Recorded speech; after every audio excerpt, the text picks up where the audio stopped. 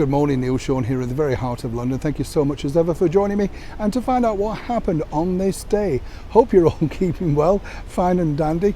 Busy day actually on this day in history, because way back in 1961, this was the day that Judy Garland, the superstar singer, performer, and of course much loved here in London, particularly at the London Palladium, signed on the dotted line to star in what would be really a very sort of big screen final outing.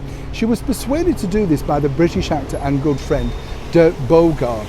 We're talking of course about I Could Go On Singing, and it was a strange film in a sense because she played Jenny Bowman, a struggling singer who had to leave her children to go off and sing around the world in order to earn some money.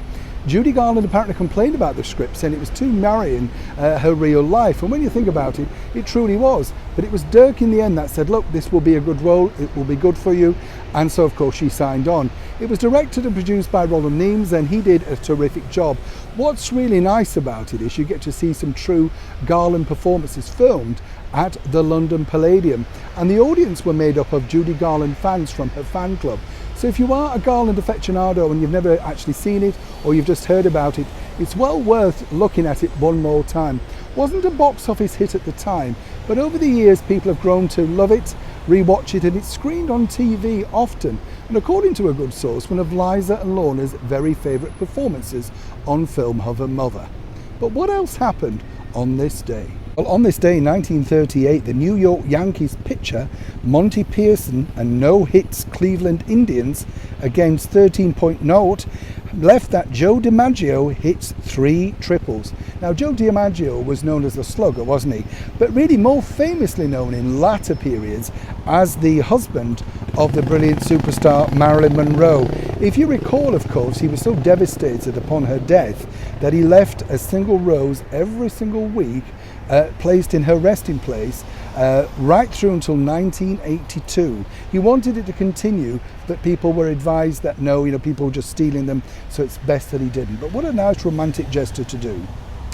Also on this day 1950, if you had a TV that is here in the United Kingdom, we saw the very first transmission of a TV programme from continental Europe shown exclusively on the BBC. This was groundbreaking really because it was live and broadcast live, just proving how far technology had gone, and more importantly how dangerous it now could be for the big cinema chains and the big cinemas, because people were starting to think maybe we should buy a TV.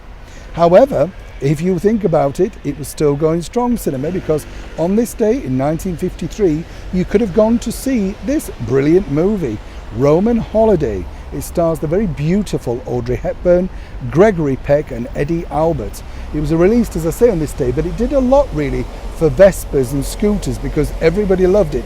Filmed in Rome, it sort of showed a very continental lifestyle that I think really made people think, there is another life out there that we could possibly look at.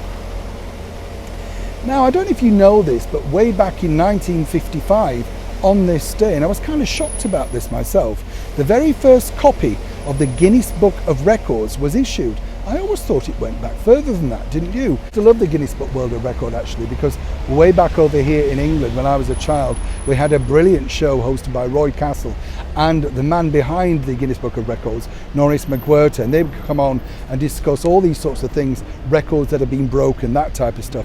Fascinating when you're a young kid, trust me. In 1977, a show opened on Broadway and basically it closed after 947 performances.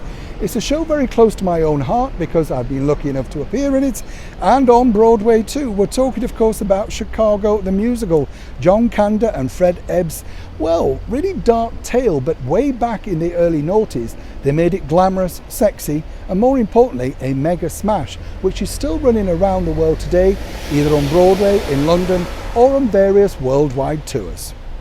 Finally, on this day, a story that really did make me laugh, in fact, and smile, because when you think about it, superstars are created, aren't they, by us, the public.